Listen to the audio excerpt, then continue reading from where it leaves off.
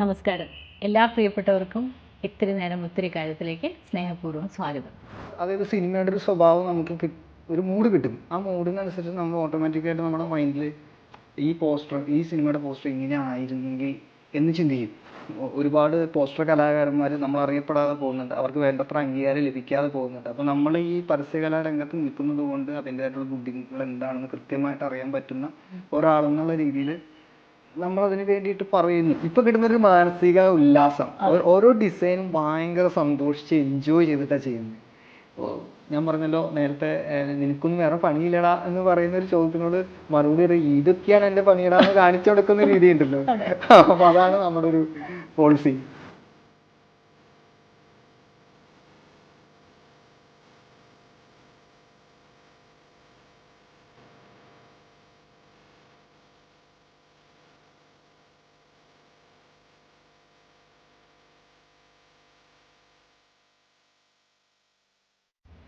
ഇന്ന് എൻ്റെ കൂടെ ഒത്തിരി കാര്യങ്ങളുമായി ഇത്തിരി നേരമുള്ളത് ഒരു പോസ്റ്റർ ഡിസൈനറാണ്. പേര് ലൈനോജ്. കുറച്ച് പേർക്ക് അറിയുന്നുണ്ടാവും, കുറച്ച് പേർക്ക് അറിയുന്നുണ്ടാവില്ല. പക്ഷേ ലൈനോജ് ഒരു വെറും പോസ്റ്റർ ഡിസൈനർ അല്ല, അതിനപ്പുറം കുറച്ച് കാര്യങ്ങളുണ്ട്. അത് നമുക്ക് ലൈനോജിലേക്ക് എത്തിയതിന് ശേഷം പറയാം. ഹായ് ലൈനോജ്. നമസ്കാരം. ലൈനോജിനെ കുറിച്ച് പറയുമ്പോൾ എനിക്ക് തോന്നുന്നു പോസ്റ്റർ റിക്രിയേഷൻ എന്ന് പറയുന്നൊരു കാര്യം, അതായത് നമ്മൾ കണ്ട് മറന്ന അല്ലെങ്കിൽ കണ്ട് നമുക്ക് മറക്കാൻ കഴിയാത്ത ഒരുപാട് നല്ല സിനിമകളെ ആദ്യം നമ്മുടെ മനസ്സിലേക്ക്, ലൈനോജിൻ്റെ വാക്കുകൾ തന്നെ പറയുകയാണെങ്കിൽ, ഒരു പോസ്റ്ററാണ് ഒരു സിനിമയെ ആദ്യം നമ്മുടെ മനസ്സിലേക്ക് കൊണ്ടുവരുന്നത്. അത്തരം പോസ്റ്ററുകൾ റിക്രിയേറ്റ് ചെയ്താണ് നമ്മളിൽ കുറേ പേർക്കൊക്കെ ലൈനോജിനെ പരിചയം. എന്താണ് അത്തരം ഒരു കാര്യത്തിലേക്ക്? അതെനിക്ക് തോന്നുന്നു ലോകത്തിലെ തന്നെ ആദ്യത്തെ അറ്റംപ്റ്റ് ആണ് അല്ലേ? റെക്കോർഡൊക്കെ ഉണ്ടല്ലോ അല്ലേ? ഇന്ത്യ ബുക്ക് ഓഫ് റെക്കോർഡ്സ് ഉണ്ട്. ഇന്ത്യ ബുക്ക് റെക്കോർഡ്സ് ഞാൻ വേറെ റെക്കോർഡ്സ് ഒന്നും അപ്ലൈ ചെയ്തിട്ടില്ല, കുറച്ചും കൂടി പോസ്റ്റേഴ്സ് ആയിട്ട് ചെയ്യാമെന്ന് കരുതുന്നു. അപ്പൊ എന്താണ് അങ്ങനെ ഒരു തോട്ടിലേക്ക് പോകാനുള്ള കാര്യം? തമ്പ് എന്നൊരു സിനിമ ഒരു വാർത്തയിൽ കണ്ടതാണ്. അപ്പോൾ ഒരു റീസ്റ്റോറേഷൻ വർക്കായിട്ട് വരുന്നു, കാൻസ് ഫെസ്റ്റിവലിൽ പ്രദർശിപ്പിക്കുന്നു. അപ്പോൾ അതിനു വേണ്ടി ഒരു ആദരവ് പോലെ നമ്മൾ തമ്പിൻ്റെ പോസ്റ്റർ ചെയ്യാണ്. തമ്പ് എന്നൊരു സിനിമ ഒരു ബ്ലാക്ക് ആൻഡ് വൈറ്റ് മൂവിയാണ്. അതിനെ നമ്മൾ വ്യത്യസ്തപ്പെടുത്താൻ വേണ്ടിയിട്ട്, അതിൻ്റെ ഒരു മൂഡ് നിർത്താൻ വേണ്ടി നമ്മൾ കളറിലേക്ക് മാറ്റി ജസ്റ്റ് നമ്മളൊന്ന് 2 പോസ്റ്റർ നമ്മൾ ചെയ്തിട്ട് സോഷ്യൽ മീഡിയയിൽ ഒന്ന് അപ്ലോഡ് ചെയ്ത് നോക്കി, കുറച്ച് ഗ്രൂപ്പുകളിലേക്ക് ഷെയർ ചെയ്തു. അപ്പോൾ നല്ല റെസ്പോൺസായി. അപ്പോഴാണ് പിന്നീട് എന്നാൽ വെറുതെ ഇരിക്കേണ്ട, അടുത്തൊരു പോസ്റ്റർ ചെയ്ത് നോക്കാം എന്ന് കരുതിയിട്ട് MT വാസുദേവൻ സാറിൻ്റെ തന്നെ ഒരു നിർമാല്യം, അന്നാണ് ഇന്നത്തെ കാലത്ത് ചിന്തിക്കുകയാണെങ്കിൽ നമുക്ക് അസാധ്യം എന്ന് പറയാൻ പറ്റുന്ന ഒരു സിനിമ ശരിക്കും. അപ്പോൾ അതാണ്. അപ്പോൾ അത്രത്തോളം ഒരു വല്ലാത്തൊരു അല്ലേ, ഒരു സാംസ്കാരിക രീതിയിൽ ചോദ്യം ഉന്നയിക്കുന്ന ഒരു ചിത്രം. അപ്പോൾ ആ ചിത്രത്തിൻ്റെ പോസ്റ്റർ തന്നെ ചൂസ് ചെയ്തു, നിർമാല്യം ചെയ്തു. അപ്പോൾ അതും ബ്ലാക്ക് ആൻഡ് വൈറ്റ് ചിത്രമായിരുന്നു. അതിനെ ഞാൻ ആ ഒരു ബ്ലഡിൻ്റെ ഒക്കെ ഒരു രൂക്ഷത ആയിട്ടുള്ള ഒരു കളറാണല്ലോ. അപ്പോൾ അങ്ങനത്തെ ഒരു കളറിൽ തന്നെ അതിൻ്റെ ഒരു തീം വിട്ടു പോകാത്ത രീതിയിൽ നമ്മളത് ചെയ്തെടുത്തു. MT വാസുദേവൻ സാറുടെ ഗ്രൂപ്പിലൊക്കെ ഇട്ടതോടുകൂടി അതും ഭയങ്കരമായിട്ട് വൈറലായി. അപ്പോൾ എനിക്ക് ഭയങ്കര പ്രചോദനമായി. അപ്പോൾ എന്തുകൊണ്ട് ഇതുപോലത്തെ സിനിമകൾ നമുക്ക് ചെയ്തുകൂടാ എന്നുള്ളൊരു ചോദ്യം എന്നിൽ തന്നെ ചോദിക്കാൻ തുടങ്ങി. അങ്ങനെയാണ് ഞാനത് സ്റ്റാർട്ട് ചെയ്തത്. ഇപ്പൊ എത്ര പടങ്ങളുടെ ചെയ്ത് കാണും? ഇപ്പോൾ 200 ചിത്രങ്ങൾ ഞാൻ പൂർത്തീകരിച്ചു. ഇപ്പോൾ എല്ലാം നമുക്ക് തോന്നുന്ന സിനിമകൾ എടുത്തിട്ടല്ലേ നമ്മൾ, അല്ലെങ്കിൽ നമ്മുടെ മനസ്സിൽ പെട്ടെന്ന് കയറി വരുന്ന അങ്ങനത്തെ പോസ്റ്റേഴ്സ് ആണ്? എങ്ങനെയാ ഈ പോസ്റ്റേഴ്സ് സെലക്ട് ചെയ്യുന്നതൊക്കെ എങ്ങനെയാ? സിനിമകൾ നമുക്ക് ഇഷ്ടപ്പെട്ട സിനിമകൾ തന്നെയാണ് ആദ്യം ചൂസ് ചെയ്യുക. അവ കൂടുതലും തുടക്കകാലങ്ങളിൽ നമ്മുടെ ഇഷ്ടപ്പെട്ട സിനിമകൾ മാത്രം കണ്ട് ഒത്തിരി സമയമുണ്ടായിരുന്നു. കോവിഡ് സമയം കഴിഞ്ഞിട്ട് കുറച്ച് കാലം നമുക്ക് ജോലിയൊക്കെ കുറച്ച് വരാതിരുന്ന സമയത്താണ് ഇങ്ങനൊരു സംഭവം തുടങ്ങിയത്. ഇതിനകത്ത് രസം പിടിച്ചു വന്നപ്പോഴത്തേക്കും നമുക്ക് പല സിനിമകളും മണിക്കൂറോളം എടുത്ത് കാണാനും ഇഷ്ടപ്പെടാൻ തുടങ്ങി. സിനിമ കാണാനുള്ളൊരു ഇഷ്ടത്തിന് പുറമെ അത് ആസ്വദിച്ച് ചെയ്യാൻ തുടങ്ങി. ഇതിനു വേണ്ടി വീണ്ടും അതേ സിനിമകൾ കാണാൻ ശ്രമിക്കുക, അല്ലെങ്കിൽ നമുക്ക് കാണണം. കാരണം അതിന് വേറെ വഴിയില്ല. ഈ സിനിമയിൽ നിന്ന് പോസ്റ്റർ ഉണ്ടാവണമെങ്കിൽ ആ സിനിമ നമ്മൾ കണ്ടേ തീരൂ. കണ്ടതിന് ശേഷം നമ്മളത് സ്ക്രീൻഷോട്ട് ചെയ്തിട്ടാണ് നമ്മൾ സിനിമയ്ക്ക് വേണ്ടുന്ന, പോസ്റ്ററിന് വേണ്ടുന്ന ആവശ്യമുള്ള ഇമേജുകളെല്ലാം കളക്ട് ചെയ്യുന്നത്. അത് ഒരു ദിവസം ഇപ്പോൾ ചിന്തിക്കുമ്പോൾ നമുക്ക് ജോലി സമയം ഒക്കെ അതിന് മാറ്റിവെച്ച് നിർത്തേണ്ടി വരും, നമ്മുടെ കുടുംബ പശ്ചാത്തലം. അപ്പോൾ അതെല്ലാം നമ്മൾ ആ ഒരു സമയം കണ്ടെത്തിയിട്ടാണ് ആ ഒരു പോസ്റ്ററിലേക്ക് നമ്മൾ ചിലപ്പോൾ എനിക്ക് തോന്നുന്നു ഒരു മിനിമം ഒരു 6 മണിക്കൂറെങ്കിലും ഒരു പോസ്റ്ററിന് വേണ്ടി മാറ്റി വയ്ക്കണം. 6 മണിക്കൂർ ഞാൻ കുറഞ്ഞ ടൈമാണ് കേട്ടോ. ചിലപ്പോൾ ഞാൻ പറഞ്ഞല്ലോ 1-2 തവണ ചിലപ്പോൾ കാണുമ്പോഴായിരിക്കും ആ പോസ്റ്ററിനുള്ളൊരു ഇമേജ് നമുക്ക് കിട്ടുന്നത്. നമ്മുടെ മനസ്സിലുള്ള ഇമേജ് എന്താണ് അത് കളക്ട് ചെയ്യാൻ വേണ്ടിയിട്ടുള്ള ഒരു ശ്രമമായിരിക്കും പിന്നീട് ഇത് വീണ്ടും കാണുന്നത്. അപ്പൊ ഈ ഫസ്റ്റ് കാണുന്ന ഒരു ഇതില് ഒരു ഫോം ആവോ മനസ്സിൽ ഇങ്ങനെ ഒരു സാധനം ഞാൻ ചെയ്യാം. പോസ്റ്റർ, അതായത് സിനിമയുടെ ഒരു സ്വഭാവം നമുക്ക് ഒരു മൂഡ് കിട്ടും. ആ മൂഡിനനുസരിച്ച് നമ്മൾ ഓട്ടോമാറ്റിക്കായിട്ട് നമ്മുടെ മൈൻഡിൽ ഈ പോസ്റ്റർ, ഈ സിനിമയുടെ പോസ്റ്റർ ഇങ്ങനെ ആയിരുന്നെങ്കിൽ എന്ന് ചിന്തിക്കും. പിന്നെ അതിന് വേണ്ടിയിട്ടുള്ളൊരു കാണലാണ് അടുത്തത്. പോസ്റ്റർ ഡിസൈനിങ്ങിന് വേണ്ടിയിട്ടുള്ള രണ്ടാമത്തെ സ്റ്റെപ്പ് അതാണ്. രണ്ടാമത് കാണുക എന്നുള്ളതാണ് സിനിമ. അപ്പോൾ ഇപ്പോൾ ഇങ്ങനത്തത് ചെയ്യുമ്പോൾ, അപ്പോൾ നമ്മൾ പഴയ സിനിമകൾ അല്ലെങ്കിൽ പഴയ പാട്ടുകളൊക്കെ റിക്രിയേറ്റ് ചെയ്യുമ്പോൾ സ്വാഭാവികമായിട്ടും പറയാറുണ്ട് ഇത് ചെയ്യേണ്ടിയിരുന്നില്ല, അത് വികലമാക്കി, എന്തിനിത്. ഇതേ സംഭവം സത്യം പറഞ്ഞാൽ പോസ്റ്ററിലും സംഭവിക്കാം. അങ്ങനെ എന്തെങ്കിലും കേൾക്കേണ്ടി വന്നിട്ടുണ്ടോ? നിങ്ങൾ എന്തിനാണ് സിനിമ തുടങ്ങിയ സമയത്ത് പോസ്റ്റർ ചെയ്യണ സമയത്ത് എൻ്റെ അടുത്ത് പച്ചയായിട്ട് പറഞ്ഞിട്ടുണ്ട്, നിങ്ങൾക്ക് വേറെ പണിയൊന്നും ഇല്ലേ എന്ന് ചോദിച്ചിട്ടുണ്ട്. അപ്പോൾ ഞാൻ പറയുന്ന കാര്യം, എനിക്ക് സിനിമ ഇഷ്ടമാണ്, ഞാൻ സിനിമ കാണുന്നു, എനിക്ക് ചെയ്യാൻ പറ്റുന്ന കാര്യം ഡിസൈനിങ് ആണ്. ഞാൻ ആ സിനിമയെ, നമുക്ക് ആ സിനിമയോടൊരു ഇഷ്ടമുണ്ട്, ആ സിനിമയെ പറ്റിയിട്ടുള്ള എന്തെങ്കിലും ഒരു കാര്യങ്ങൾ മറ്റുള്ളവർക്ക് കൊടുക്കാനുള്ളത് നമുക്ക് ഡിസൈനിങ് ആണ്.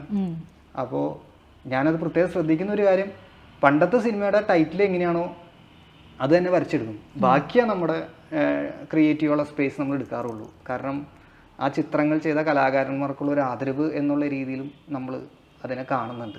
തീർച്ചയായിട്ടും.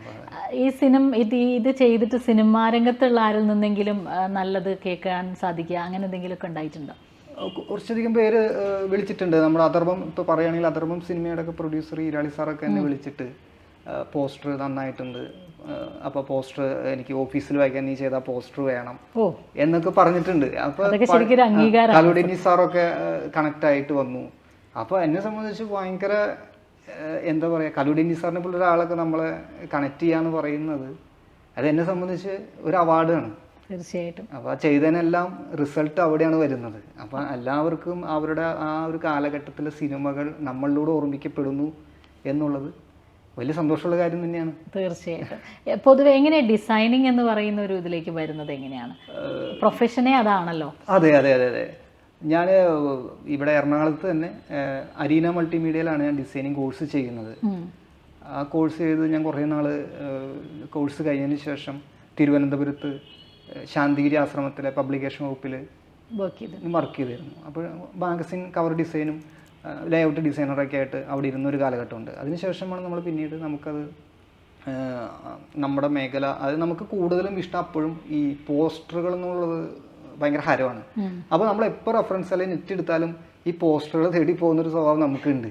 അപ്പോൾ ചില സമയത്ത് എനിക്ക് ഈ ലേഔട്ട്, നമ്മൾ മാഗസിൻ ഡിസൈൻ ചെയ്യുന്ന സമയത്ത് പോലും ചില സമയങ്ങളിൽ ഈ പോസ്റ്റർ ഇൻസ്പിറേഷൻ കയറിയിട്ട് ഡിസൈൻ കവറിൽ വ്യത്യസ്ത വരുത്താൻ, ഡിസൈൻ കവർ തന്നെ ഒരു പോസ്റ്ററായിട്ടുള്ള രീതിയിലേക്ക്, ഒരു കൺസെപ്റ്റിലേക്ക് കൊണ്ടുവരാനൊക്കെ ആയിട്ട് നമ്മൾ ശ്രമിച്ചൊരു കാലഘട്ടമുണ്ട്. അപ്പോൾ പിന്നീട് വന്നത് നമ്മുടെ നാട്ടിൽ തന്നെ അവിടെ നിന്ന് ജോലി ഉപേക്ഷിച്ച് നമുക്ക് നാട് ഭയങ്കര പ്രിയപ്പെട്ടതാണ്. അപ്പോൾ എനിക്ക് തിരുവനന്തപുരത്താണ് ഞാൻ വർക്ക് ചെയ്തത്. അപ്പോൾ എനിക്ക് കുടുംബ പശ്ചാത്തലം അത്ര ഇമ്പോർട്ടൻ്റ് ആയതുകൊണ്ട് ഞാൻ നാട്ടിലേക്ക് തിരിച്ചു വന്നു. ഒരു 6 മാസം ഞാൻ അവിടെ ജോലി ചെയ്തോളൂ. അതിനുശേഷം നാട്ടിൽ തിരിച്ചു വന്നതിന് ശേഷമാണ് ശരിക്കും ഒരു വെഡ്ഡിങ് ഡിസൈനിലേക്ക് നമ്മൾ മാറുകയാണ്. അപ്പോൾ പല മേഖലകളിലേക്ക് പോവാണ്. അപ്പോൾ ഞാൻ അങ്ങനെ ഡിസൈൻ ചെയ്ത് ഒരു പക്ഷേ എനിക്ക് വെഡ്ഡിങ് ഡിസൈൻ ചെയ്തുകൊണ്ടായിരിക്കും എനിക്ക് കമ്പോസിങ്ങിനെ കുറിച്ചിട്ടൊരു ധാരണ കൂടുതലായിട്ട് കിട്ടിയത്. അതൊരുപാട് ഉപകാരപ്പെട്ടു എന്നെ സംബന്ധിച്ച്. അപ്പോൾ ഞാൻ ഇവിടെ എറണാകുളത്ത് തന്നെ അനീഷ് ഉപാസന, അനീഷ് ചേട്ടൻ്റെ ഒക്കെ സ്റ്റുഡിയോയിൽ ഡിസൈനറായിട്ട് ഇരുന്നൊരു കാലഘട്ടമുണ്ട് എനിക്ക്. അപ്പോൾ ആ ഒരു കാലഘട്ടത്തിലും വെഡ്ഡിങ് ഡിസൈനർ എന്നുള്ള രീതിയിൽ മാത്രമേ ഞാൻ ഒതുങ്ങി നിൽക്കുന്നുള്ളൂ. സിനിമ എന്നുള്ള ലെവലിലേക്ക് നമ്മൾ എത്തിയിട്ടില്ല. പിന്നീടൊരു അവിടെ നിന്ന് ജോലി പിന്നീട് മാറിയിട്ട് ഒരു വെബ്സൈറ്റ് ഡിസൈനറായിട്ട് മാറി നിൽക്കുന്ന ഒരു കാലഘട്ടം. അപ്പോൾ അത് അവിടെയാണ് ലോഗോകൾ ചെയ്തതിനെ കുറിച്ചിട്ട് അന്ന് ഭയങ്കര പരാജയമായിരുന്നു. ലോഗോ ചെയ്യുന്നത് ഭയങ്കര പരാജയപ്പെട്ടൊരു മേഖലയായിരുന്നു. പക്ഷേ ഇന്നും ഒരുപാട് ലോഗോ നമ്മളിപ്പോൾ ക്രിയേറ്റ് ചെയ്യുന്നുണ്ട്. ഇപ്പോൾ സന്തോഷ് ഇപ്പോൾ അതിലേക്ക് വരാം. ഇപ്പോൾ ലോഗോ ഡിസൈനിങ് എന്ന് പറഞ്ഞപ്പോഴാണ് ഇവിടെ വന്ന് കയറിയപ്പോൾ ലൈനോജ് എന്നോട് പറഞ്ഞു ഒരു കോയിൻസിഡൻസ് ഉണ്ട്. നമ്മൾ ഷൂട്ട് ചെയ്യുന്ന സ്പേസ് പറക്കാട്ടിന്റെ സ്പേസ് ആണ്. അപ്പോൾ ഈ ഒരു ഇവരുടെ ലോഗോ ലൈനോജാണ് ചെയ്തത് എൻ്റെ അടുത്ത്. അതെ, തീർച്ചയായും. അപ്പോൾ ഭയങ്കര കോൺഫിഡൻസ് ആണ്. അപ്പോൾ ഞാൻ ആദ്യമായിട്ടാണ് പറക്കാട്ടിൻ്റെ സ്റ്റുഡിയോയിൽ വരുന്നത്. അപ്പോൾ ഞാൻ കണ്ട മാത്രമേ പറയായിരുന്നു ഞാൻ ചെയ്ത ലോഗോ ആണ് ഇവിടെ ഇരിക്കുന്നത്. അപ്പോൾ എനിക്കത് സന്തോഷം തോന്നിട്ടോ, കാരണം അതേ സ്പേസിൽ സംസാരിക്കാൻ പറ്റി എന്നുള്ളത് അതൊരു നിയോഗം തന്നെയാണ് തീർച്ചയായിട്ടും. ഇനി എന്തോ പറഞ്ഞു സന്തോഷ് കീഴാറ്റൂർ എന്ന് അദ്ദേഹത്തിന്റെ തന്നെ പ്രൊഡക്ഷൻ കമ്പനി സന്തോഷ് കീഴാറ്റൂർ പ്രൊഡക്ഷൻസിൻ്റെ പേരിൽ എനിക്ക് ലോഗോ ചെയ്യാനുള്ളൊരു വലിയൊരു ഭാഗ്യം കൂടി കിട്ടിയായിരുന്നു. സന്തോഷ് ചേട്ടൻ നമ്മുടെ ഏറ്റവും അടുത്ത സുഹൃത്താണ്. അപ്പോൾ അങ്ങനെ അദ്ദേഹം ആണല്ലേ. അപ്പോൾ അത് അങ്ങനെ അദ്ദേഹത്തിൻ്റെ സിനിമ അവനോ വിലോന ഞാനാണ് ഡിസൈൻ ചെയ്തത്. അപ്പോൾ കഴിഞ്ഞ പ്രാവശ്യം ഇതുപോലെ തന്നെ അവാർഡ് പരിഗണനയിലൊക്കെ വരുമ്പോഴും ഈ അവനോ വിലോന ചർച്ച ചെയ്യപ്പെട്ട ഒരു സിനിമ തന്നെയാണ്. ഇപ്പൊ വഴക്ക് ചെയ്തു. ഇപ്പൊ നമ്മൾ സംസാരിച്ച് അവിടെ എത്തിയതുകൊണ്ട് ഞാൻ അല്ലെങ്കിൽ വേറൊരു കാര്യം ചോദിച്ചതിലേക്ക് എത്താൻ വരുമായിരുന്നു. പക്ഷെ ഇപ്പൊ അവിടെ എത്തി ഓൾറെഡി. ഇപ്പോൾ വഴക്ക് എന്ന് പറയുന്ന സിനിമയുടെ അവാർഡ് എല്ലാ അവാർഡുകളും ഡിക്ലെയർ ചെയ്ത് കഴിഞ്ഞപ്പോൾ ഒരു പോസ്റ്റ് ഇട്ടിട്ടുണ്ടായിരുന്നു ലൈനോജ്. അത് വളരെ റെലവെന്റ് ആയിട്ടുള്ള ഒരു കാര്യമാണ്. പക്ഷെ അതെടുത്ത് പറയാൻ പറ്റുക എന്നുള്ള പല കാര്യങ്ങളും ഉണ്ട് നമ്മുടെ മനസ്സിൽ. അതെടുത്ത് പറയാൻ പറ്റുക എന്നുള്ളത് വേറൊരു തരം ധൈര്യമാണ്. അപ്പോൾ ഏത് പോയിന്റിലാണ് അങ്ങനെ തോന്നിയത്? ഇങ്ങനെ ഈ കുറേ പോസ്റ്റേഴ്സ് ഉണ്ടാക്കി തുടങ്ങിയപ്പോഴാണോ, ഈ പഴയ പോസ്റ്റർ ഡിസൈനേഴ്സ് ഒക്കെ എവിടെയും അറിയപ്പെടാതെ പോയല്ലോ എന്ന തോന്നലിൽ നിന്നാണോ? എന്താണ് അങ്ങനെ ഒരു തോട്ടിലേക്ക് വരാൻ? അങ്ങനെ പോസ്റ്റർ ഡിസൈനേഴ്സിന് അവാർഡ് വേണം? അതെ അതെ, തീർച്ചയായിട്ടും ഈ പറഞ്ഞ പോയിന്റ് തന്നെയാണ്. കാരണം ഒരുപാട് പോസ്റ്റർ കലാകാരന്മാർ നമ്മൾ അറിയപ്പെടാതെ പോകുന്നുണ്ട്, അവർക്ക് വേണ്ടത്ര അംഗീകാരം ലഭിക്കാതെ പോകുന്നുണ്ട്. അപ്പോൾ നമ്മൾ ഈ പരസ്യകലാരംഗത്ത് നിൽക്കുന്നത് കൊണ്ട് അതിൻ്റെതായിട്ടുള്ള ബുദ്ധിമുട്ടുകൾ എന്താണെന്ന് കൃത്യമായിട്ട് അറിയാൻ പറ്റുന്ന ഒരാളെന്നുള്ള രീതിയിൽ നമ്മളതിന് വേണ്ടിയിട്ട് പറയുന്നു. ഈ ഇങ്ങനൊരു കലാകൂട്ടായ്മയുണ്ട്, പരസ്യ കലാകാരന്മാരുണ്ട്. അപ്പോൾ നമുക്കത് ചെയ്യുന്നത് കൊണ്ടാണ് അതിൻ്റെ ബുദ്ധിമുട്ടുകൾ നമുക്ക് തിരിച്ചറിയുന്നത്. സിനിമയുടെ മുഴുവൻ സ്വഭാവം ഇപ്പോൾ നമ്മൾ വിഷ്വൽ കാണുന്നത് പോലെയല്ല, ഒരു മൂവിങ് ഞാനൊരു പറഞ്ഞൊരു പോയിന്റ് ഉണ്ട്. നമ്മൾ ആദ്യം ഒരു സിനിമയിലേക്ക് അട്രാക്റ്റഡ് ആവുന്നത് അതിന്റെ പോസ്റ്റർ കണ്ടിട്ടാണ്. അപ്പോഴാണ് ഞാൻ ആലോചിച്ചു, ശരിയാണ്, നമ്മൾ ആദ്യം ഫസ്റ്റ് ലുക്ക് പോസ്റ്ററാണ് ഇന്നും.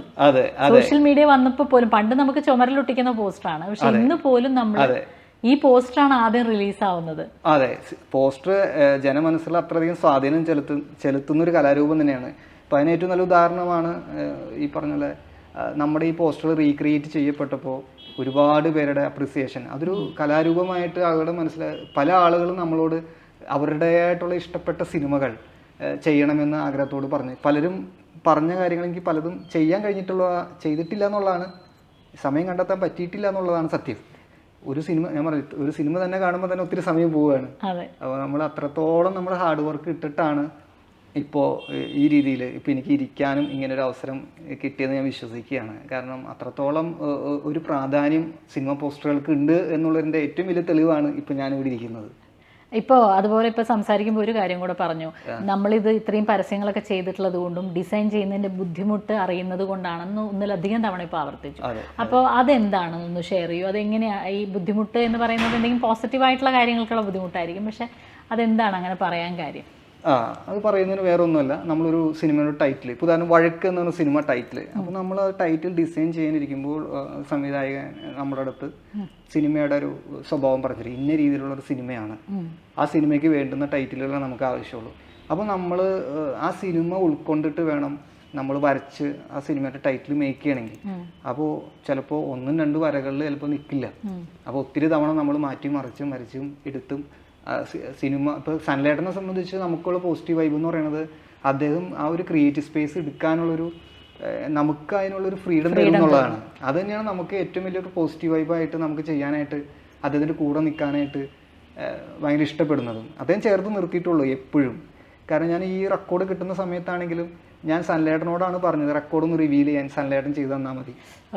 അത് അൺബോക്സ് ചെയ്തിട്ട് റെക്കോർഡ് എനിക്ക് എൻ്റെ ഒരു ആഗ്രഹം ഞാൻ പറഞ്ഞപ്പോൾ സൺലൈറ്റൻ പറഞ്ഞു അതൊന്നും വേണ്ട, ഞാൻ ടൊവിനെ കൊണ്ട് ചെയ്യിപ്പിക്കാം എന്നും പറഞ്ഞിട്ട് അങ്ങനെയാണ് തിരുവനന്തപുരത്ത് ഇതിൻ്റെ IFFK ഷോ നടക്കുന്ന സമയത്ത് എന്നെ വിളിച്ചു വരുത്തി, നീ വാടാന്ന് പറഞ്ഞ് നീ ആ റെക്കോർഡും കൊണ്ട് വരണം എന്നും പറഞ്ഞ് വിളിച്ചു വരുത്തി. എന്നിട്ട് എന്നെ കൈ പിടിച്ച് പിന്നാലെ നീ ഓടി വാങ്ങുന്ന പറഞ്ഞിട്ടൊക്കെ. അതൊക്കെ ഒരു കരുതലാണ്, സ്നേഹത്തിൻ്റെ ഒരു കരുതലുള്ളൊരു മനുഷ്യനാണ് സൺലൈറ്റൻ. അപ്പോൾ അത്രത്തോളം നമ്മളെ ചേർത്ത് നിർത്തി. അതുകൊണ്ടൊക്കെ ആണ് നമുക്ക് സൺലൈറ്ററിന്റെ ഇനിയും വർക്കുകൾ ചെയ്യണമെന്ന് ഭയങ്കര ആഗ്രഹമാണ്. അരുൺ സോൾ അദ്ദേഹം ത്രൂ ആണെന്ന് തോന്നുന്നു. അതെ അതെ, അരുൺ സോൾ, അദ്ദേഹത്തിന്റെ മകൾക്കാണ് തന്മയ സോളിനാണ് സ്റ്റേറ്റ് അവാർഡ് കിട്ടിയിരിക്കുന്നത്, മികച്ച ബാലതാരം. അതെ അതെ അതെ അതെ അതെ. അപ്പൊ ഈ പറഞ്ഞല്ലോ അരുണേട്ടനൊക്കെ ആയിട്ട് ഈ ഫോണിലൂടെയുള്ള അടുപ്പം മാത്രമേ ഉണ്ടായിരുന്നുള്ളൂ. അപ്പോൾ രണ്ടുപേരും നേരിട്ട് ആദ്യമായിട്ട് കാണുന്നത് ഞാൻ എൻ്റെ നാട്ടിൽ തന്നെ വെച്ചിട്ടാണ്, കാലടിയിൽ വെച്ചിട്ടാണ് കാണുന്നത്. അപ്പോൾ അരുണേട്ടനായിട്ട് ഫോണിൽ കൂടെയുള്ള സംസാരം ഉള്ളെങ്കിൽ പോലും ഞങ്ങൾ തമ്മിൽ അത്രത്തോളം ഒരടുപ്പവും സ്നേഹമൊക്കെ ഉള്ളൊരു ആളുകളൊക്കെ തന്നെയാണ്. അപ്പോൾ അതുകൊണ്ടാണ് ഈ ഒരു വിശ്വാസം, അരുണേട്ടൻ എന്നിലൊരു വിശ്വാസം ഉണ്ടായിരുന്നു, സൺലൈറ്ററിനെ പരിചയപ്പെടുത്തി കൊടുത്ത് ഇവ നന്നായിട്ട് ചെയ്യും എന്നൊരു വിശ്വാസം അരുണേട്ടനുണ്ടായിരുന്നു. ആ വിശ്വാസം പോലെ തന്നെ അരുണേട്ടനും അതെന്താ പറയുക, അരുണേട്ടനൊരു മോശം രീതിയിൽ വരത്തക്ക വിധം നമുക്ക് ഡിസൈൻ ചെയ്യാൻ സാധിച്ചു എന്നുള്ളതാണ്. ഇപ്പൊ ഈ പറഞ്ഞ സന്തോഷേട്ടന്റെ പടവും ഇതുമാണോ പടങ്ങൾ എന്നുള്ള രീതിയിൽ ചെയ്തത്?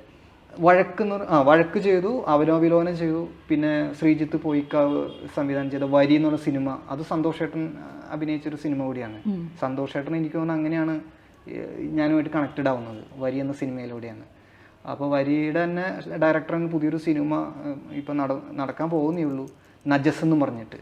അപ്പോൾ അതിൻ്റെ ഒരു പോസ്റ്ററൊക്കെ റിവീൽ ചെയ്തിരുന്നു. ഒരു നായയെ വെച്ചിട്ടാണ് അതിൻ്റെ ഒരു പോസ്റ്റർ ചെയ്തു വെച്ചിട്ടുള്ളത്. അപ്പോൾ ആ ഒരു പടം കൂടിയുണ്ട്. പിന്നെ 1-2 പ്രൊജക്റ്റുകൾ സംസാരിച്ച് വെച്ചിട്ടുണ്ട്. അതൊരു നമുക്കിപ്പോൾ പറയാൻ പറ്റത്തില്ല, കാരണം അത് കൺഫേം ആയിട്ടില്ല. നമുക്ക് സിനിമയാകുമ്പോൾ അങ്ങനെ പറയാം. അതെ അതെ അതെ. പിന്നെ നമ്മുടെ ആയിട്ടുള്ള പ്രൊജക്റ്റുകൾ ചെയ്യണമെന്നുള്ള ആഗ്രഹത്തിൻ്റെ പുറത്ത് നമ്മളും നമ്മുടെ വഴികളിലൂടെ പോയിക്കൊണ്ടിരിക്കുകയാണ്. ഇപ്പോൾ ഈ പോസ്റ്റർ ഡിസൈൻ ചെയ്യുന്നതിനോടൊപ്പം തന്നെ അതുകൂടി ശ്രമിക്കുന്നുണ്ട്. സിനിമ സംവിധാനം എന്നുള്ളതും എൻ്റെയും കൂടി ഒരു സ്വപ്നമാണ്. അങ്ങനെയുണ്ട് ഒരു സ്വപ്നം. അപ്പോൾ സിനിമയോട് അത്രയ്ക്ക് ഇഷ്ടമാണ്. അപ്പോൾ പോസ്റ്റർ കലാകാരന്മാരുടെ രീതിയിൽ നിൽക്കുമ്പോൾ നമുക്ക് ഇത്രയധികം കലാകാരന്മാർ ഇപ്പോൾ അറിയപ്പെടുന്നത്, ഇപ്പോൾ ഒരുപാട് പേർക്ക് അറിയാം. യെല്ലോ ടൂത്ത് അറിയാം, ഓൾഡ് മങ്ക് അറിയാം, അങ്ങനെ ഒരുപാട് പരസ്യ കമ്പനികളെ കുറിച്ചിട്ട് ഒരുപാട് പേർക്ക്, സാധാരണക്കാർക്ക് വരെ അറിയുന്ന ഒരു കാലഘട്ടമാണ്. അപ്പം അത്രത്തോളം മനസ്സുകളിൽ ഈ സ്വാധീനം ചെലുത്തിയിട്ടുണ്ടെന്നുള്ളതാണ് തീർച്ചയായിട്ടും. അപ്പം ആ പോസ്റ്ററുകളാണ്, സിനിമയ്ക്ക് പോസ്റ്റർ ആവശ്യമാണ്. അപ്പം അതുപോലെ ആവശ്യം വേണ്ടുന്ന കാര്യം തന്നെയാണ് ഒരു അവാർഡ് എന്ന് പറയുന്നത്. അതെ, അങ്ങനെ അംഗീകാരം കിട്ടുമ്പോൾ കിട്ടുന്ന ഒരു ഊർജ്ജമല്ലേ. ഇപ്പോ പിന്നെ ഒരു കൗതുകത്തിന് ചോദിക്കാം, നമ്മളിപ്പം ഒരു എന്താ പറയുക, സിംഗർ വന്നാലോ അല്ലെങ്കിൽ ആക്ടർ വന്നാലൊക്കെ നമ്മുടെ മുന്നിലുള്ളവരിൽ ഏറ്റവും ഇഷ്ടപ്പെട്ട പാട്ടുകാരനാരാ അല്ലെങ്കിൽ നടനാരാന്ന് ചോദിക്കുന്ന പോലെ ഒത്തിരി പഴയ പടങ്ങളുടെ പോസ്റ്റേഴ്സിൽ കൂടെ കയറി ഇറങ്ങിയിട്ടുള്ള ഒരാളും കൂടിയാണ്. പോസ്റ്റർ ഡിസൈനേഴ്സിൽ ലൈനോജിന്റെ ഒരു ആരാധന, അങ്ങനെയുള്ള ആളുകൾ ആരൊക്കെയാണ്? നിസ്സംശയം പറയാം, എനിക്ക് ഏറ്റവും ഇഷ്ടപ്പെട്ടത് ഭരതൻ സാറിന് തന്നെയാണ്. ഭരതൻ സാർ സംവിധായകനുമാണ്, ഒരു പരസ്യ കലാകാരനുമാണ്. അപ്പോൾ എൻ്റെ സിനിമകൾക്ക് ഞാനും പരസ്യകല ചെയ്യണമെന്ന് ആഗ്രഹിക്കുന്ന ഒരാൾ തന്നെയാണ്.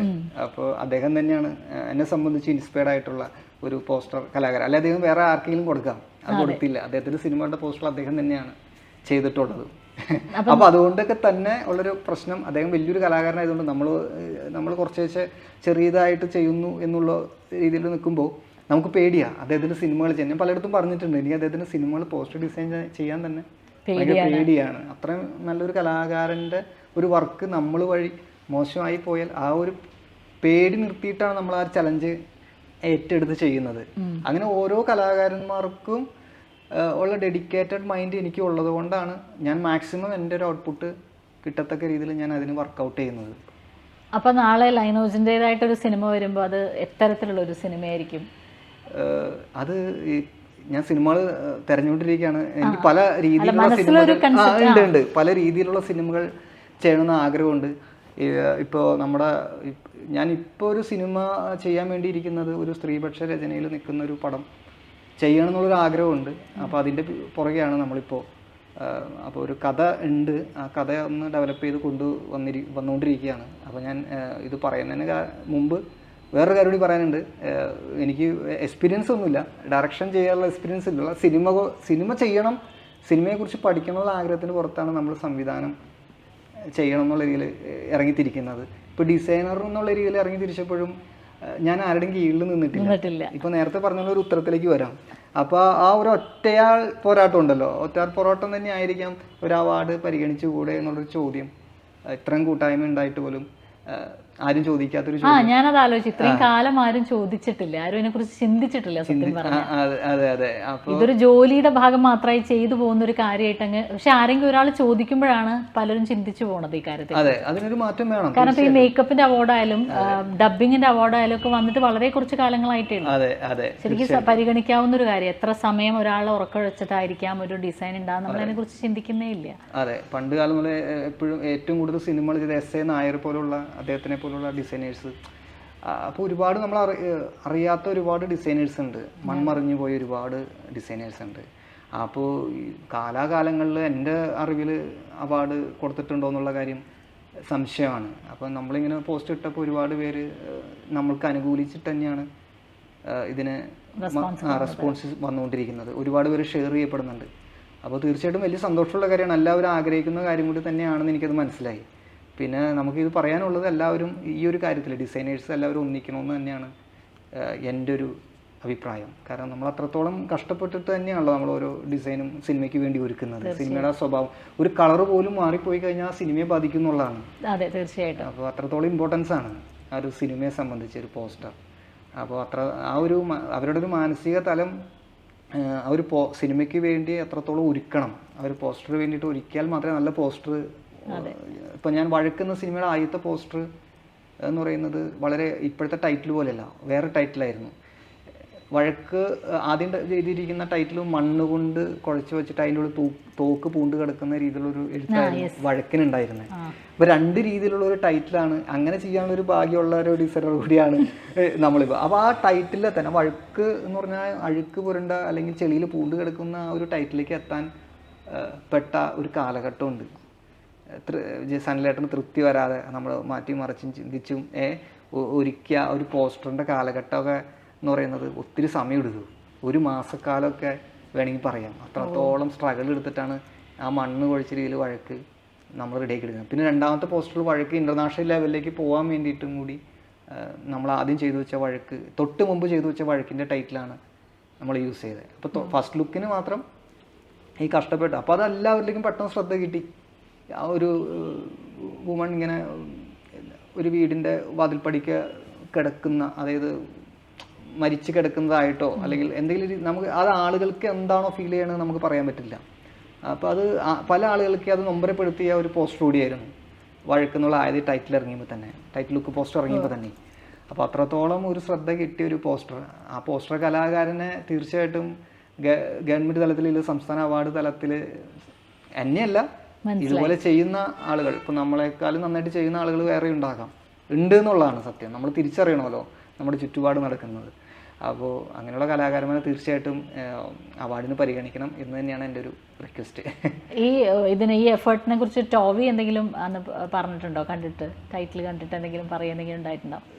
നേരിട്ട് കണ്ടപ്പോൾ അങ്ങനെ സംസാരിക്കാനുള്ള ഒരു സ്പേസ് സത്യത്തിൽ കിട്ടിയിട്ടില്ല എന്നുള്ളതാണ് സത്യം. അപ്പോൾ നമ്മൾ റെക്കോർഡ് കൺഗ്രാറ്റ്സ് പറഞ്ഞു. നമ്മൾ അങ്ങനൊരു അദ്ദേഹത്തിന് തിരക്കുള്ളൊരു സമയമാണ്. അപ്പോൾ ആ സമയത്താണ് ഓടിച്ചെന്ന് ചെയ്തിട്ട് മാറുന്നത്. അപ്പോൾ അദ്ദേഹം ഒരുപാട് കണ്ടിട്ട് ഒരുമിച്ച് ഫോട്ടോ എടുത്തു, നല്ല അഭിപ്രായങ്ങൾ പറഞ്ഞു.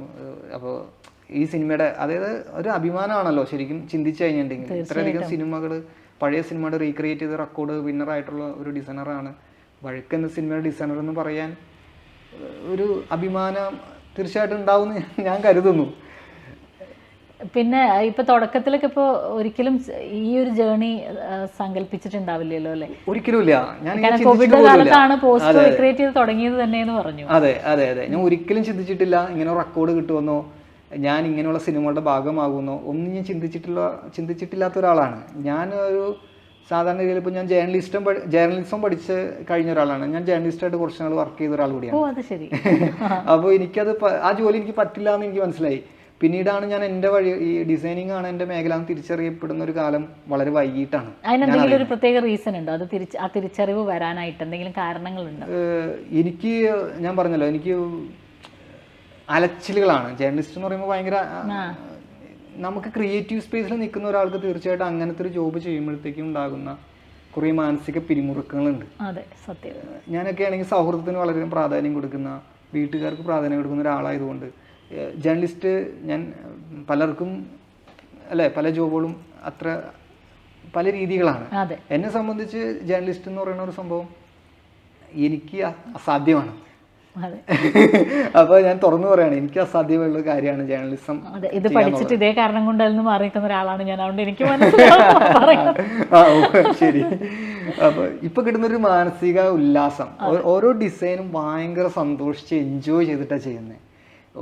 ഞാൻ പറഞ്ഞല്ലോ നേരത്തെ, നിനക്കൊന്നും വേറെ പണിയില്ലടാ എന്ന് പറയുന്ന ഒരു ചോദ്യത്തിനോട് മറുപടി പറയും, ഇതൊക്കെയാണ് എൻ്റെ പണിയിടാ എന്ന് കാണിച്ചു കൊടുക്കുന്ന രീതി ഉണ്ടല്ലോ.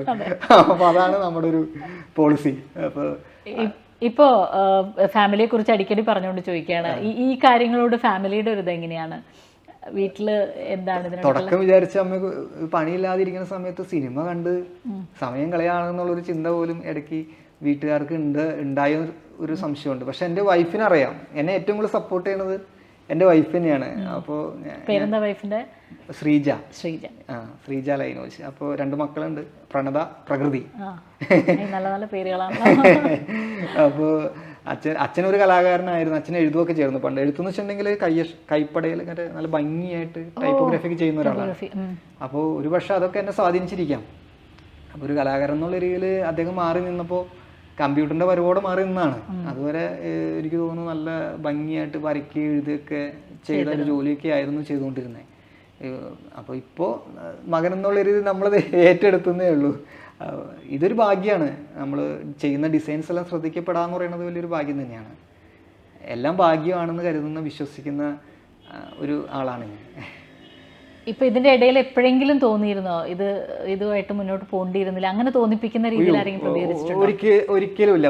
നമുക്ക് പലരും സിനിമ, ഇപ്പൊ നാട്ടിൽ തന്നെ ഉദാഹരണം, നാട്ടിൽ തന്നെ നമ്മൾ പറയുക സിനിമാക്കാരൻ എന്ന് പറയുമ്പോൾ ഒരു പുച്ഛം ഉണ്ടാവുമല്ലോ. ആ സിനിമാക്കാരനെ വേറെ പണിയൊന്നും ഇല്ലാതെ നടക്കുന്ന ഒരു ജോബ് എന്നുള്ള രീതിയിൽ കാണുന്ന ആളുകളാണ് ചിലപ്പോൾ സിനിമ അവർക്ക് സിനിമ എന്നുള്ളൊരു മേഖലയിലേക്ക് എത്തിപ്പെടാനുള്ളൊരു ബുദ്ധിമുട്ട് കൊണ്ട് അവർക്കുണ്ടാകുന്ന കുറച്ച് പ്രശ്നങ്ങളും ഒക്കെ ആയിരിക്കാം അങ്ങനെ ഒരു ചിന്തയിലേക്ക് കൊണ്ടുവന്നെത്തുന്നത്. സിനിമയിൽ പോയി പൈസ കിട്ടില്ല, അങ്ങനെയൊക്കെ ഉള്ളൊരു ചിന്താഗതിയുള്ള ആളുകളുണ്ടല്ലോ. വെറുതെ ഒരു രസത്തിൽ, അതായത് അവരുടെ ഉള്ളിൽ കിടക്കുന്ന സിനിമ കാണാൻ അവർക്ക് ഇഷ്ടമാണ്, പക്ഷെ സിനിമാക്കാരൻ ജോബ് എന്ന് കേൾക്കുമ്പോൾ അവർക്കത് ആക്സെപ്റ്റ് ചെയ്യാൻ അല്ലേ, സ്വീകരിക്കപ്പെടാൻ ഭയങ്കര ബുദ്ധിമുട്ടാണ്. പക്ഷേ ഇപ്പോൾ കുറേ നാളുകളായിട്ട് നാട്ടുകാരുടെ ഇടയിൽ കൊച്ചു സെലിബ്രിറ്റി ആയിട്ട് തന്നെ നിൽക്കുന്നത്. കാരണം സിനിമാക്കാരൻ എന്നുള്ള രീതിയിൽ അഭിമാനം തോന്നുന്ന നിമിഷം ഇപ്പം എൻ്റെ നാട്ടിൽ നിൽക്കുമ്പോൾ കിട്ടുന്നുണ്ട്. ആ പറഞ്ഞ ആളുകളെ അവർ ചേർത്ത് പിടിക്കാന്ന് പറയുന്നത് തന്നെ വലിയ സന്തോഷമുള്ളൊരു കാര്യമാണ്. തീർച്ചയായിട്ടും. അപ്പോൾ അതാണ് ഇതുകൊണ്ടുള്ള ഏറ്റവും വലിയൊരു നേട്ടം ഉണ്ടായത് തന്നെയാണ്. അപ്പൊ എന്തായാലും ഈ ഒരു കൊച്ചു സെലിബ്രിറ്റി ഇനി വലിയ സെലിബ്രിറ്റി നാട്ടുകാരുടെ ഇടയിലാട്ടോ സെലിബ്രിറ്റി. അതുകൊണ്ടാണ് നാട്ടുകാരാകുമ്പോ കൊച്ചു ഏരിയയാണ്, അപ്പോൾ അവിടെ കൊച്ചു സെലിബ്രിറ്റി. ഇനി വലിയ വലിയ നാളെ മേലാൽ ഇങ്ങനെ ലൈനോജിനെ ഒരു എക്സാമ്പിൾ ആയിട്ടും ലൈനോജ് ഒരു പാഠപുസ്തകമാവുന്ന രീതിയിലൊക്കെ ഒരു ഡയറക്ടറായിട്ടും എന്താ പറയുക ഡിസൈനറായിട്ടും സിനിമയിൽ ഏതൊക്കെ മേഖലയിലാണോ കയ്യൊപ്പ് പതിപ്പിക്കാൻ ആഗ്രഹിക്കുന്നത് ആ മേഖലകളെല്ലാം ലൈനോജിന് സ്വന്തമാവട്ടെ. ഞാനിവിടെ ഇത് പറഞ്ഞ് അവസാനിപ്പിക്കുന്നതിന് മുമ്പ് പ്രേക്ഷകരോട് നേരിട്ട് എന്തെങ്കിലും പറയാനുണ്ടെങ്കിൽ പറയാം, അല്ലെങ്കിൽ നമുക്ക് അപ്പോൾ നിലവിൽ ഇത്രയും നേരം എന്നെ ക്ഷമിച്ച് ഇങ്ങനെ എത്ര നേരം ഇരുന്ന പ്രേക്ഷകരോട് തന്നെയാണ് എനിക്ക് നന്ദി പറയാനുള്ളത്. പിന്നെ നമ്മുടെ ഇത്തിരി നേരം ഒത്തിരി എനിക്ക് തോന്നുന്നു ഒത്തിരി കാര്യങ്ങൾ നമ്മൾ അല്ലേ പേര് പോലെ തന്നെ ഇച്ചിരി സമയത്തിനുള്ളിൽ അത്യധികം വളരെ വലിയ കാര്യങ്ങൾ നമ്മൾ സംസാരിച്ചു. വളരെ വലിയ കാര്യം എന്ന് പറയുന്നത് പോസ്റ്റർമാർക്ക് വേണ്ടുന്ന പരിഗണന ലഭിക്കുന്നില്ല എന്നുള്ളൊരു സത്യമായിട്ടുള്ളൊരു കാര്യം നമ്മൾ ഇവിടെ പൊതുജന സമക്ഷം വയ്ക്കുകയാണ്. തീർച്ചയായിട്ടും ഈ വരും കാലങ്ങളിൽ അവാർഡ് കിട്ടുമെന്ന് പ്രതീക്ഷിക്കുന്നു. തീർച്ചയായിട്ടും ലൈനോജിൻ്റെ വളരെ ആത്മാർത്ഥമായ സത്യസന്ധമായിട്ടുള്ള ഒരു ആവശ്യമെന്നല്ല ഒരു അപേക്ഷയായിട്ടോ എനിക്ക് വേണമെങ്കിൽ അതും ഒരു സത്യമാവട്ടെ എന്ന് തന്നെ പ്രാർത്ഥിക്കുകയാണ്. അപ്പോൾ വീണ്ടും തിളക്കമുള്ള ലിപികളിൽ വീണ്ടും എഴുതപ്പെടട്ടെ ഈ പേര്. അപ്പോൾ ഒരുപാട് സന്തോഷമുണ്ട് ഞങ്ങൾക്ക് വേണ്ടി മാറ്റിവെച്ച ഈ സമയത്തിന്. Thank you so much. സന്തോഷം. അപ്പോൾ നമ്മൾ ഒരുപാട് കാര്യങ്ങൾ കേട്ടു അല്ലേ. നമുക്കറിയാത്ത എന്തൊക്കെ കാര്യങ്ങളുണ്ട്, എന്തൊക്കെ തരം കലാകാരന്മാരുണ്ട്. വീണ്ടും നിങ്ങൾക്ക് ഇഷ്ടപ്പെടുന്ന തരത്തിലുള്ള ആളുകളും ആശയങ്ങളും കാര്യങ്ങളും ഒക്കെയാണ് നമുക്ക് കണ്ടുമുട്ടാം. അതുവരേക്കും നമസ്കാരം.